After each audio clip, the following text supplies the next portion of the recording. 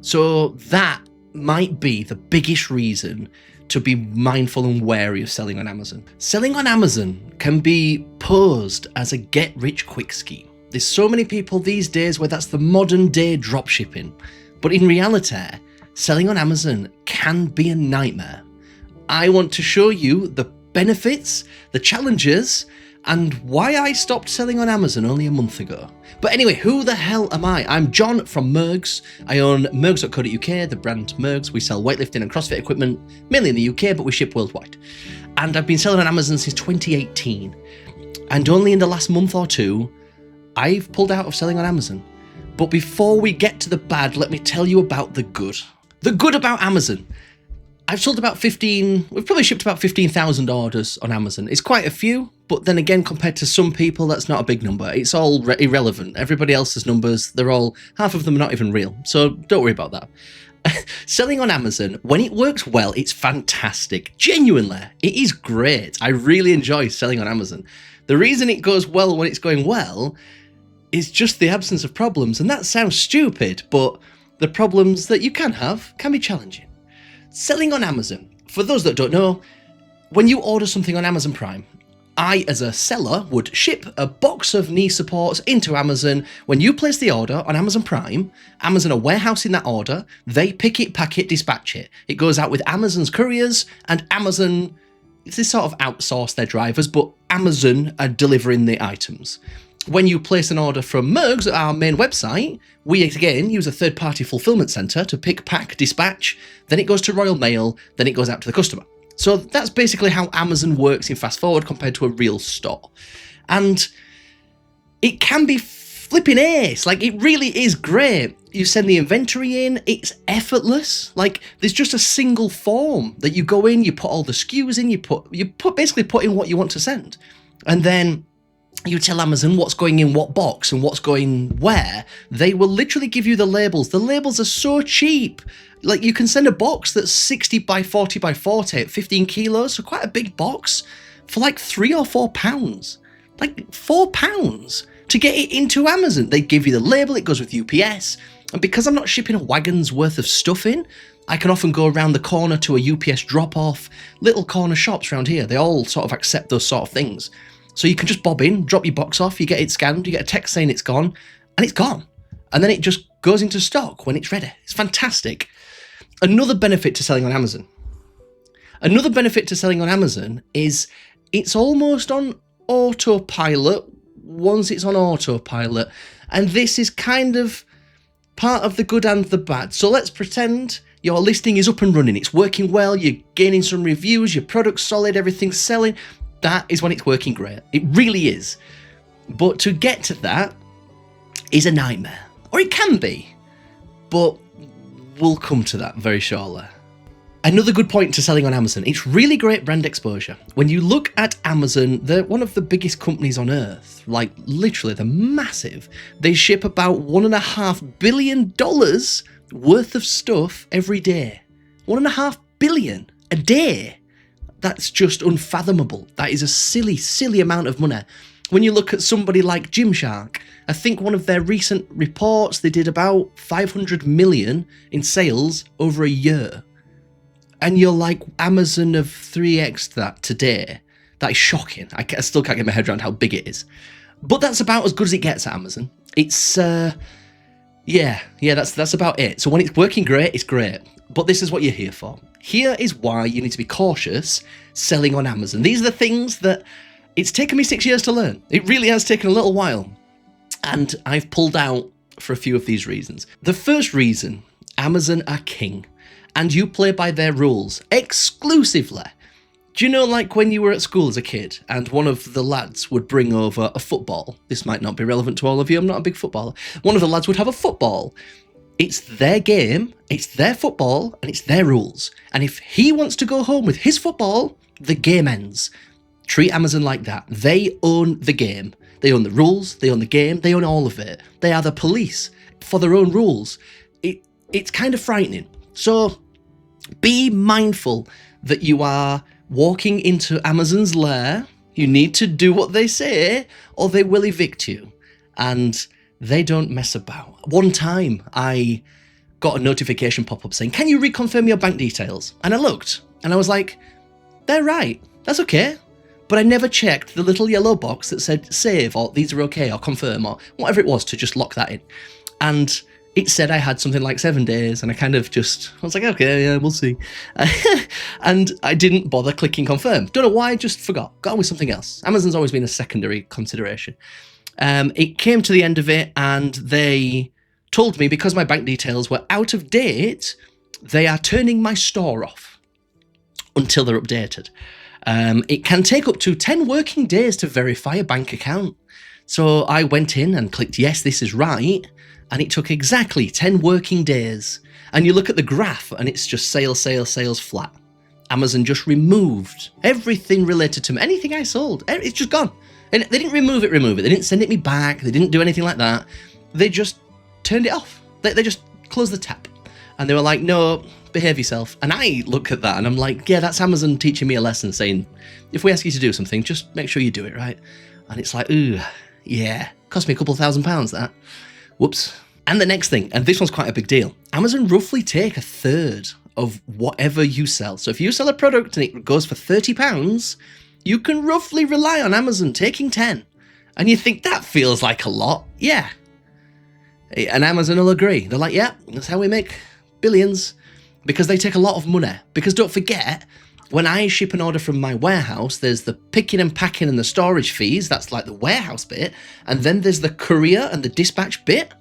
But Amazon also have what they call a referral fee. And as far as I'm aware, that's just a service charge as a thank you from me to them for letting me use their website. Let's call it a tip.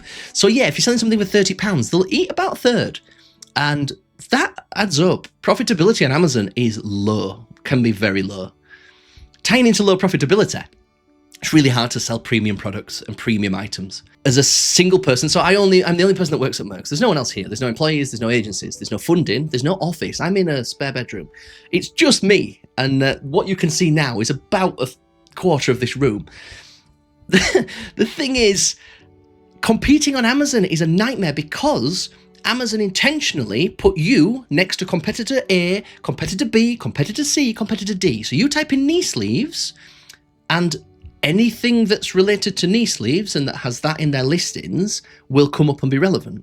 So when I'm selling knee sleeves for £60 a pair because they're really good quality and they last a long time, we give a long guarantee, and they're just renowned for being quite good, you can look at that and you'll type in knee supports, and next thing there'll be some that are £25. And sometimes you can even look, and Amazon have just added this in maybe 6-12 months ago, and it'll say 200 sold last month or 500 sold last month. And sometimes you look at that and it's like, yeah, you probably did sell a lot. But at the same time, we don't know how many of those lasted. You don't know how many of those got returned. You don't know how many of those even fit on the first try. There's a lot of things. So don't compare yourself to others, but Amazon intentionally compare you to others because they want to maximize their profits. That is it. You are selling on Amazon, they are allowing you in, and you are here to make them money. That is it. And all they're doing is giving you a little bit of that. Listing optimizations. So basically, how things are listed and ranked on Amazon. So you pop up something like knee supports. That's just the example I've got because it's what I sell. Knee supports. Amazon will look through your listing and basically do what the modern search engines do. They'll scrape through it, they'll try and find relevant information, which category you've put it in, what it is, this, that, and you will rank for a keyword.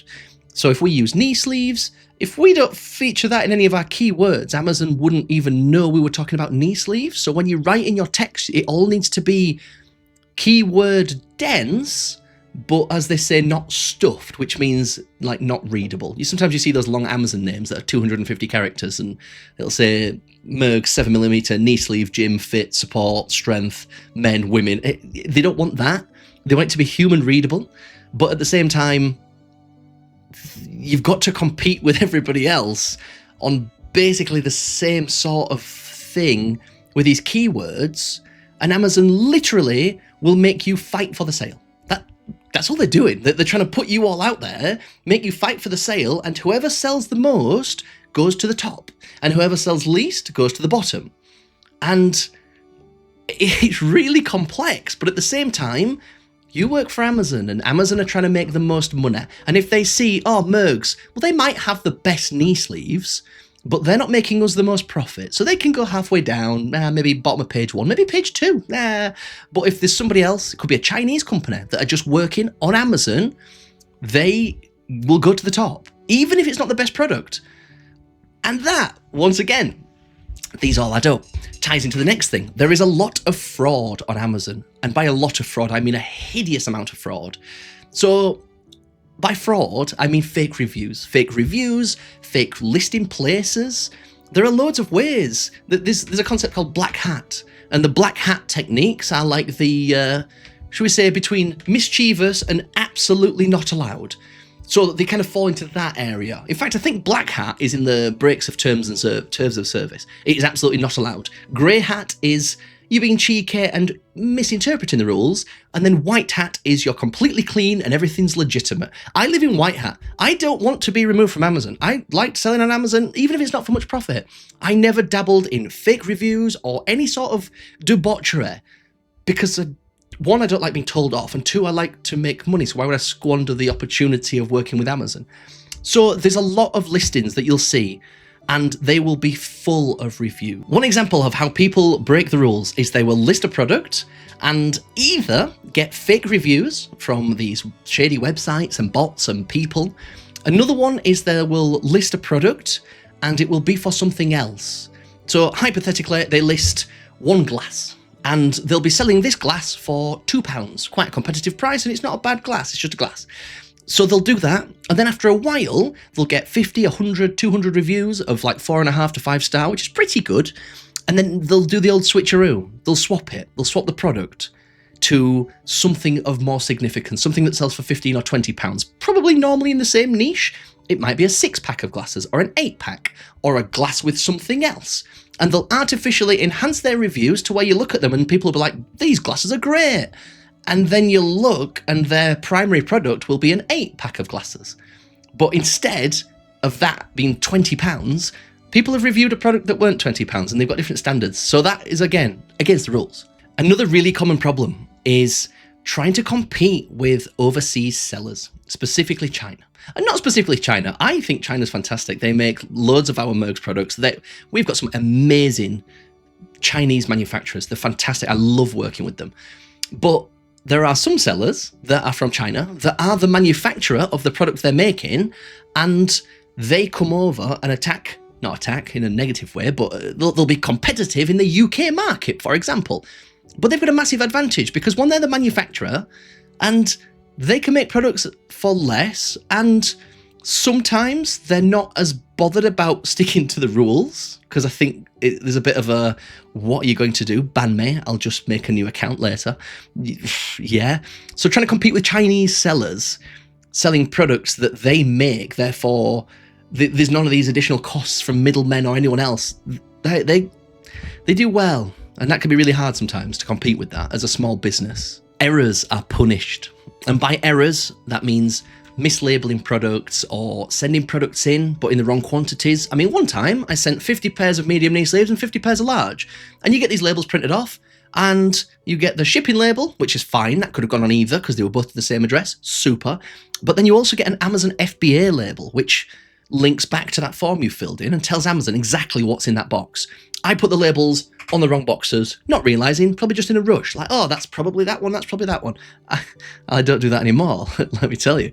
And Amazon had a freak out, and they were not literally yelling at me, but if it had been in person, I think they would, because they were looking, thinking, oh, this isn't this, what do we do with it? Don't forget, Amazon's massive. It's not like sending me something where I use my tiny brain and think, oh, well, that's box 1 and that's box 2. Clearly they're wrong.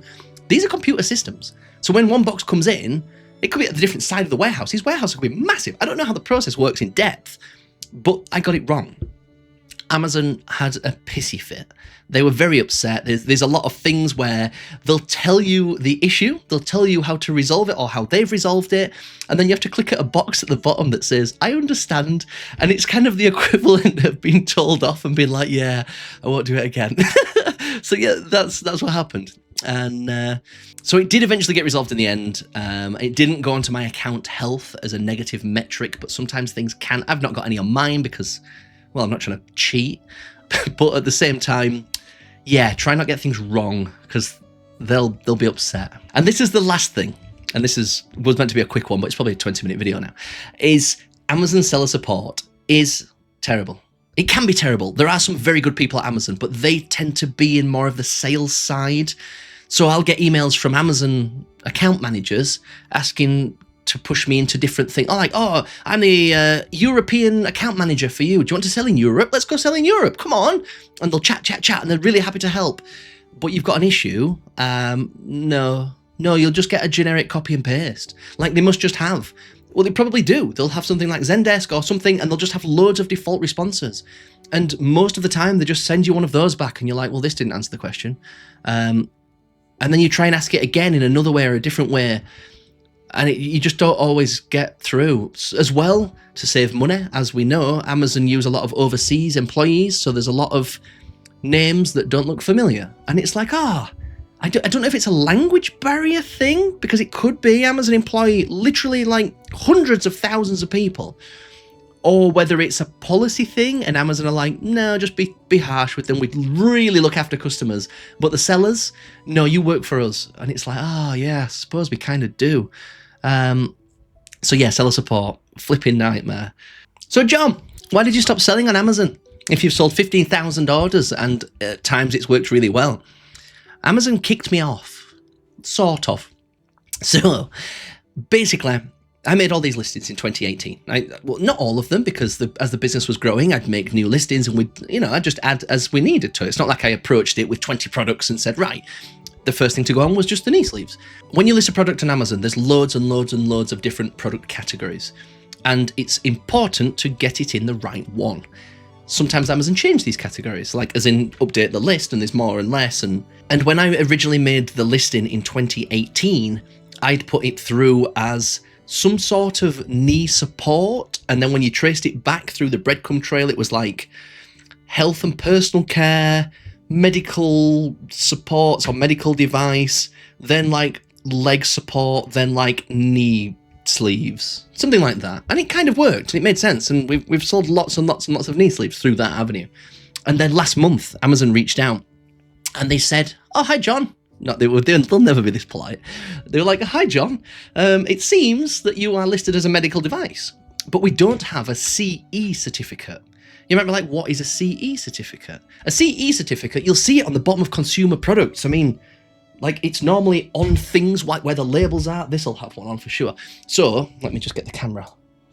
You see there at the top, the little CE, this bit. So that is a certification that you have to buy. Like, it's not that you have to buy it, it's just that you can't give yourself one. It needs to be done by an approved company to certify that that means it's safe to use in the EU. And even though the UK has left the EU, we basically haven't, things are just worse. So I needed a CE certificate for our knee sleeves. Apparently they're like, because it's a medical device, you need a medical CE certificate. I said, oh, okay, let's look into that. So I looked into that. A medical CE certificate will cost me about $10,000. Yes, 10,000, which is about £8,000, and it only lasts for 5 years. And because our products are safe, it's just a knee support, there's no moving parts, and how can it not be safe? That's like not having a safe pair of jeans. Because they are safe, I'm quite happy that if we did purchase that, I say we, it's only me, everything would go through okay, but then I'd get like a 5-year timer. But the whole problem is we were just in the wrong category. So I was like, Amazon, no, you've got all this mixed up. When I was younger and dumber, I put them in the wrong category. Can I change it to the right category? I looked under it, it was like fitness accessories, wraps, supports, knee sleeves. And I was like, cool, this is where they need to be. Amazon was like, no. And I was like, sorry? They were like, no, it says it's a medical device. And I'm like, that was past me and that was a mistake. I accidentally put them there, didn't mean to be there, I don't even want to be there. I want to be ranking for knee supports and real things. Anyway, Amazon said no. They said, nope, you're not having that. And they removed every pair of knee sleeves I sell. Oh, and elbow sleeves, and anything that was even remotely a sleeve. So they did leave all the other products, which we have, you know, these weightlifting belts and thumb tape, and there's all sorts of stuff like these. And we sell a lot of thumb tape on Amazon, which goes down really well. But yeah, so they just removed the knee sleeves. They were our bestseller. That's what we're known for. Our knee sleeves are fantastic. That's like mergs and knee sleeves are together, and then we kind of do other things as well. And they were like, no. So, I don't know. What do you do? So I'm kind of sat there. I'm like, well, I don't have 8,000 to spend on access to Amazon for only 5 years. That's like a big commitment. I could sell on Amazon US because it's not an unsafe product. It's just I don't know, like an admin error. So I could sell in the US, could sell in different countries, none in Europe, but I could sell in Australia or the US. The challenge with that is the inventory. It's really hard to kit out a new country's fulfillment center. Plus, we don't have the same sort of brand, I don't know, reputation over there because we're just not as well known. I don't advertise in the US because shipping products from the UK to the US is just a nightmare. So for now, we're just UK and we've been removed. I went 50-50 on it. I decided, I was like, right, I either sell everything but the knee sleeves and just try and keep going, or I'll just pull it all off and double down on my own Shopify store. So I've doubled down. I haven't pulled everything off, but I've not restocked things that are out of stock. So these listings and rankings will slowly sink because they're not getting sales, and Amazon go, if they're not selling, you're not staying there. You're taking up real estate for us to sell other things. So the products and rankings are dropping off. At one point, we did about 60-40, 60% Shopify, 40% Amazon. Now it's like 95-5. And the beauty of that is, yes, it's a shame. We've lost some revenue, we've lost some income, we've lost some profit. Of course we have.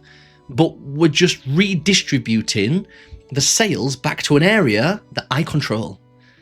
Nobody can turn my website off. It'd really have to be a problem for Google to step in and be like, no. So nobody can turn my website off. Nobody can really tell me what I can and can't sell. If I wanted to start selling glasses on mergs.co.uk, I could, under whatever category I wanted. I own Mergs, and I own all the assets and everything. So that might be the biggest reason to be mindful and wary of selling on Amazon. I like to look at Amazon as if they're a wholesaler. Like, it's just a customer, you're selling through them. Yes, you send out a big box in bulk and they send out the individuals. Of course you make less profit, but you're sending out more stock at once. So it can be very good. It can be very profitable as well for some. But don't forget, some people have sold millions worth of things on any platform. There'll be someone out there that's a millionaire because they sold things on Snapchat. I don't know how to sell things on Snapchat, but somebody will have had success. So don't let 0.1% of the winners convince you that this is the best place on earth. It can work well. It's very good for getting the brand out there. It's good for a few other things. But I wouldn't start a business around Amazon. Start a business on your own website and use Amazon as a retail opportunity.